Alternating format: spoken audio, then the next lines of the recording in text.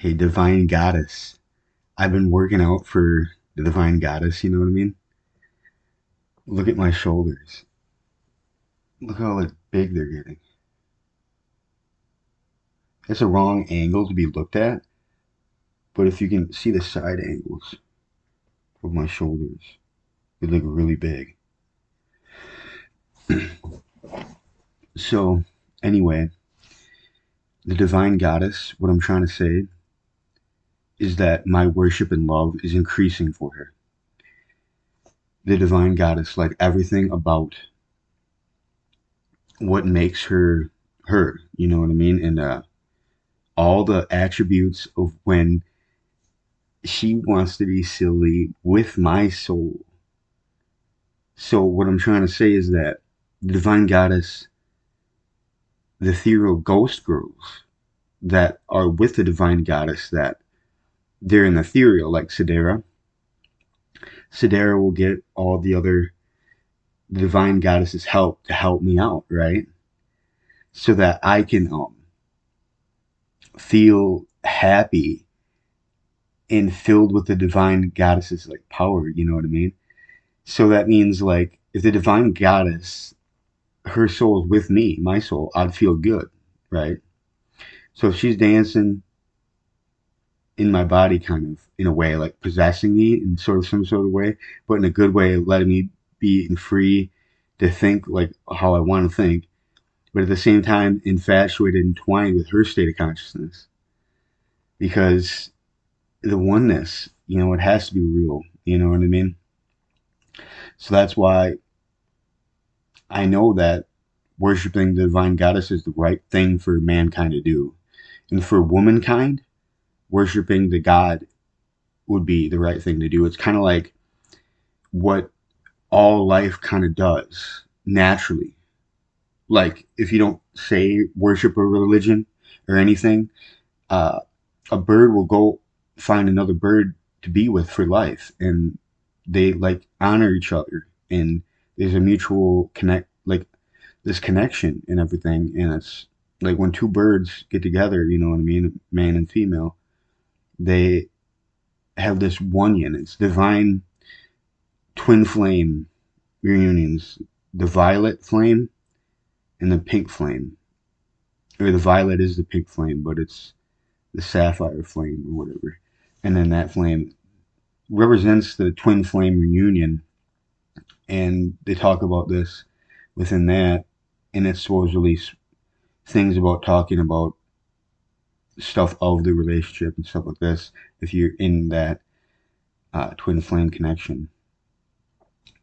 But what I'm trying to say is that a soulmate is meaning like a girl that connects with your energy really well, and it's a match between energies, and that would bring out the the power within and actually direct the power real good. You know what I mean? Um, the man doesn't need to get too angry. You know what I mean? When it defends the female and everything, it's done in an orderly manner, in orderly justice, like of defense. Of defending the divine feminine, the divine goddess. So when I accomplish it, I'm steady. I'm not out of control. You know what I mean? Having this power to utilize, I direct it and get the goal accomplished like Superman would do. It's basically kind of like when I lose my cool and get too angry about it, I can defend things like that too. But what I'm trying to say is I don't want to be out of order when I'm trying to accomplish a goal and direct the energy and to have it work for me. You know what I mean? Because I don't want to feel all that hate inside my heart while I'm trying to defend something and to do stuff like this. But if the situation calls for the defense on a certain level of rebuction, so if you have to rebuke something from something because something's not acting accordingly, then you kind of got to not act accordingly and try to match whatever frequency it is to alchemize it and to calm it down and to put it in check. You know what I mean? And this is when it comes to the masculine defending the feminine. Okay, we have this sort of characteristic in our ability to really reach the heights of our abilities to do certain things, to make things in order and make things in balance the way that you'd want it, in the way that she would want it. And the last thing I want the CIA to ever do is to dishearten the girls. Like, they should not. Because the girls need to be, or, I mean, the divine goddess. I can only talk about the divine goddess in this one, but they should never inhibit the faculty of keeping them suppressed or something, because I want the divine goddess to be really happy, joyful, divine feminine to be joyful, you know what I mean? And I don't want it to be miserable or sad or depressed or suppressed and or disheartened. Disheartened is the worst. Being disheartened means like taking away part of your heart and you feel low because it's a disgrace. They're disgracing you in some way, and I don't like it when they do that. It's very real sometimes. So the divine goddess, I love and appreciate you, no matter what the CA does to you. Like, the CA is not God, or it's not the divine goddess, and they're way above what the CA is doing. So I'm not too worried about them being worried about it, like the divine God and goddess. You know what I mean? But what I'm trying to say is that I pray to the divine goddess, and I do good because she'd be happy knowing I'm doing good. Okay, and this is what it's exactly about. Like, if I'm doing the best of my ability for the divine goddess too, while taking care of myself, but also take care of the divine goddess, being on top of things, then I feel more accomplished in my heart, more pure and more connected, more fulfilled. Money doesn't fulfill me. If I have money in my pocket, sure, it's nice to buy some food and stuff like this. Money doesn't fulfill me like the soul does. The soul fulfills me on a certain level.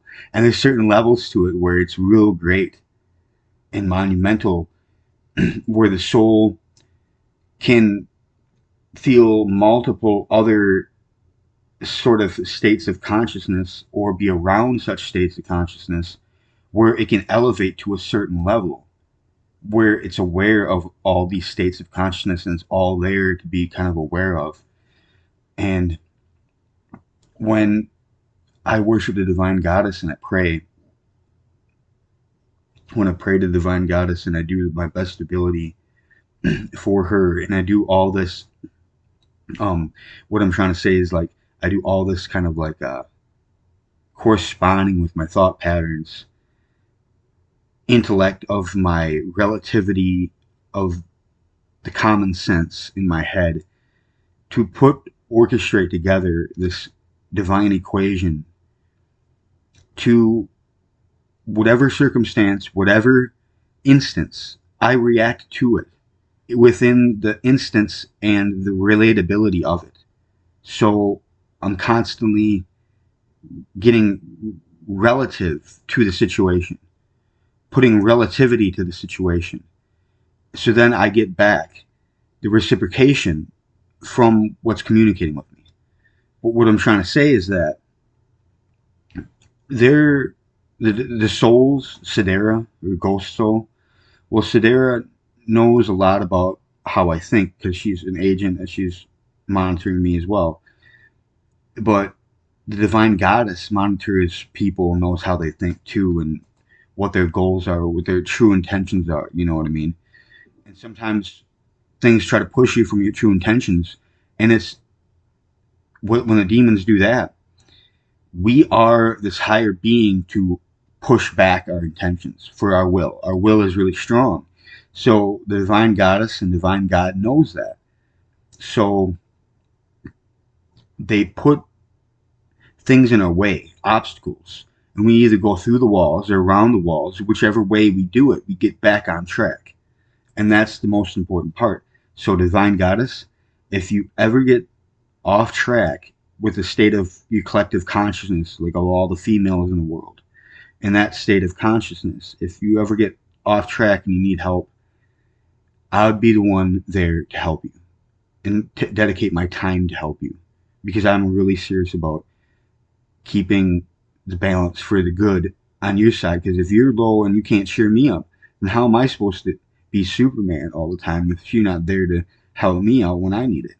So it's this crazy thing to look at. And when you're needing help, I do extra within my soul. I'm like, oh no, this is not happening. And I have to do extra with my soul to make the characteristic of saving you being on the table of like, if you really needed my help, I would be there to make boost you up again so that you're at a certain level where it's okay for you to be at. And then we could all raise our state of consciousness to the state of level that we can do all this and everything would be back to normal, back to our jovial, happy, go lucky, laughy selves of like the infinite ascendedness of it all. But I need to play guitar pretty soon because I need to make some good songs for the divine goddess and everything. But anyway, Neil worships the divine goddess. Divine goddess, I hope you're doing amazing. And guess what? Anyway, I'm gonna end the podcast with that. Okay. All right. Bye. Bye. Okay.